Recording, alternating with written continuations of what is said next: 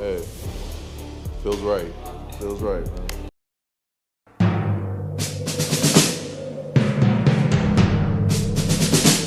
The autumn wind is a pirate,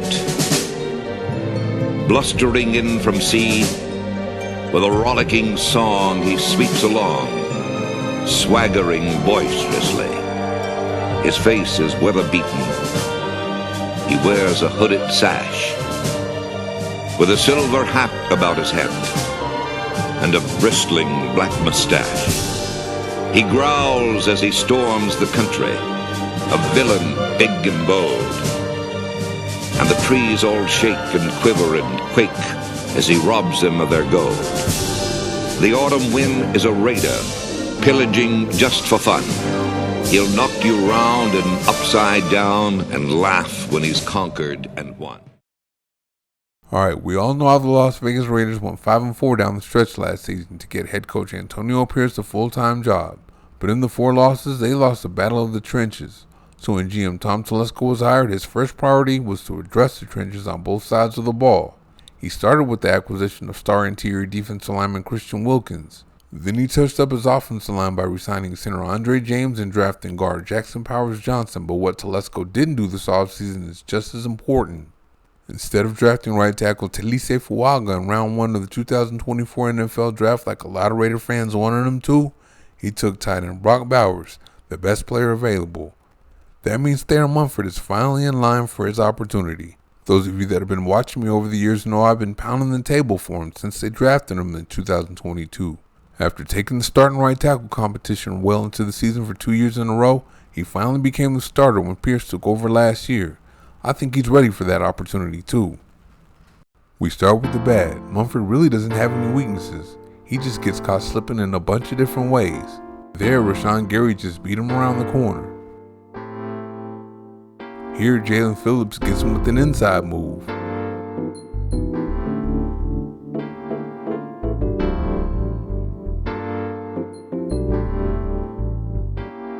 Here, Phillips is going to go a little longer before he takes it back inside.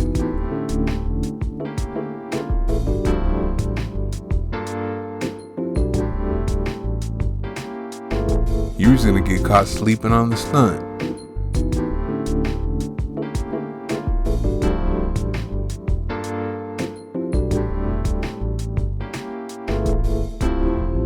And here he's going to sleep on the stunt one more time.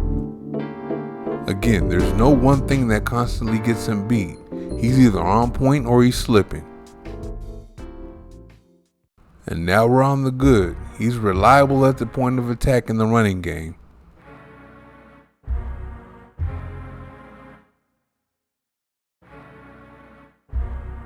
Raider running backs got plenty of yardage running in his direction.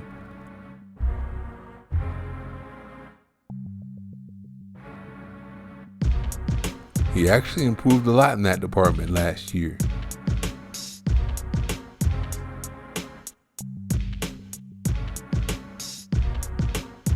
He got used to that power gap scheme and started blowing holes open.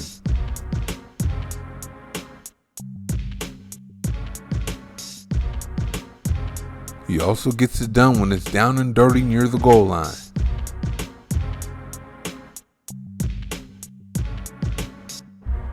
The ball usually finds him when he's in that area.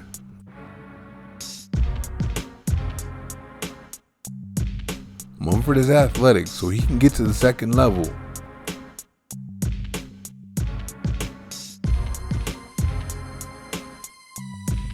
That makes him a good fit for the zone blocking scheme the Raiders are going to be using this year.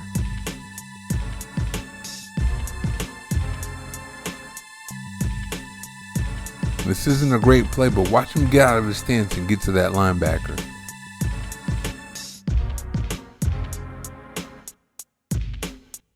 And he does it again here. Too bad the rest of the offensive line wasn't much help.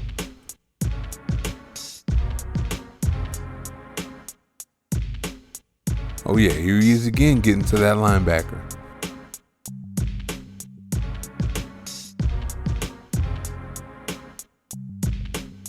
Here he climbs up to the second level again and it gets wasted.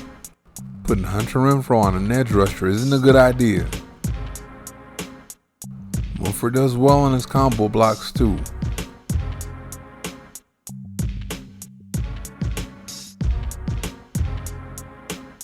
He's going to do a good job on both of his men here.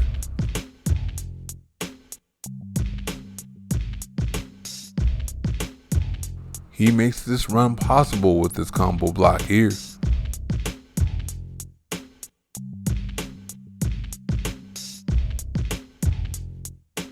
On this one, he gets a good little piece of the linebacker.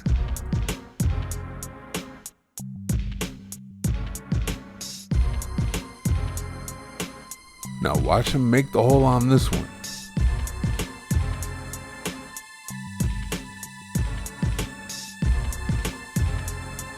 Oh, and just for the fun of it, let me pull out a screen here. Oh. Now for pass blocking. When he's on, you're not going to just run around him.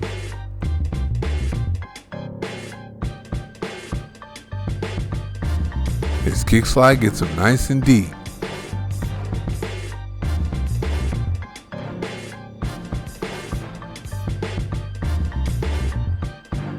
Here he gets out of that stance and has no problems.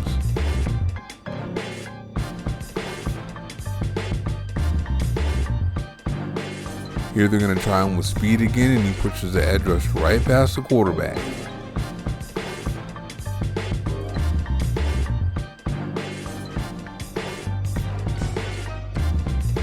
Here he is on Phillips again, but this time he's on point, so he gets nice and deep on his set.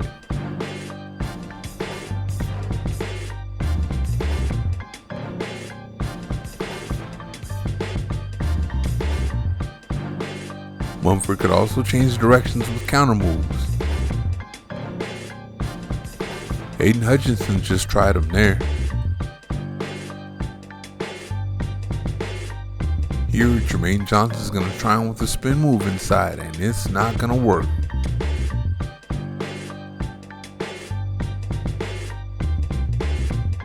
Here he's going to do just enough to give his quarterback a chance.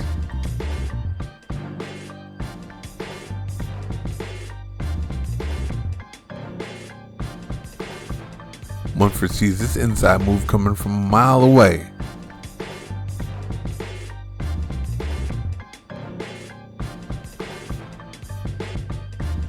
Here, Khalil Mack's gonna try him inside. Munford says, "I can't let you do it. I can't let you do it."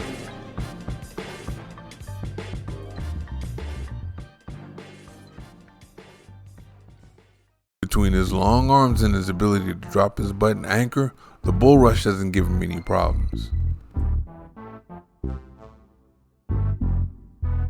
Here's Mack, who's known for his bull rush. No problem. Here, Johnson's going to try to push him back with his long arms, but Munford has long arms too.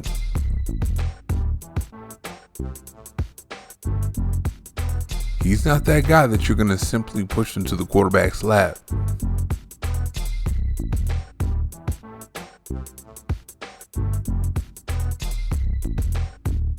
Here he's going to get a bull rush from Tuli Tui Pelotu. He's not going to have any problems anchoring.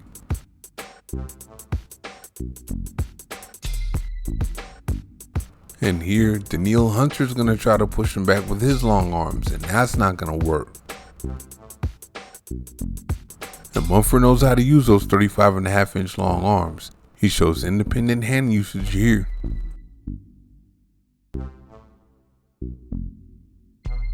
Here he's going to go from one hand to both.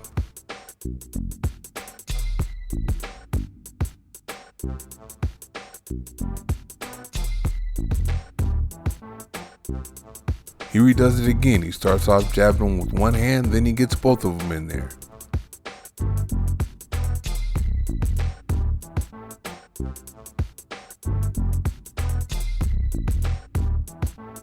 Watch how he uses his hands on this one.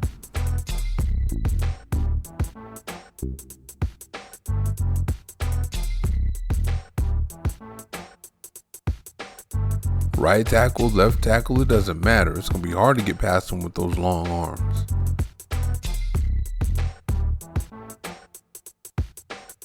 Also, when he's on, he's good at recognizing stunts.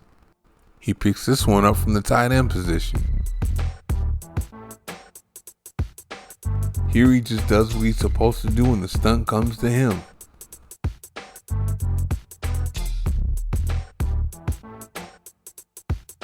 Same thing with this one, but from the other side.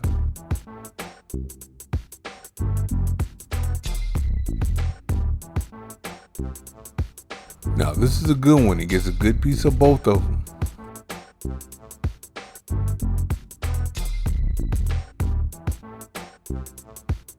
He's gonna pick this one up just in time.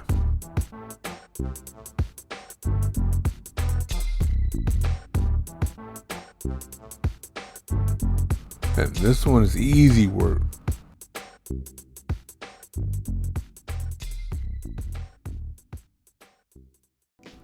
Telesco did what he does, and that's address the trenches. That's why Wilkins is on the Raiders' defensive line now. Then he chose to go with Bowers to give him another weapon in round 1 and Powers in round 2. That was a good choice because you got to give a guy like Munford, who you've been developing in the last couple of years, a chance. The guy's athletic with good feet and vines for arms and pass protection. He fits his own blocking scheme too. His long arms help seal the edge when running his own stretch. Therefore, I think he's ready to be a solid right tackle for the Raiders this year. Thank you for watching. See you next time.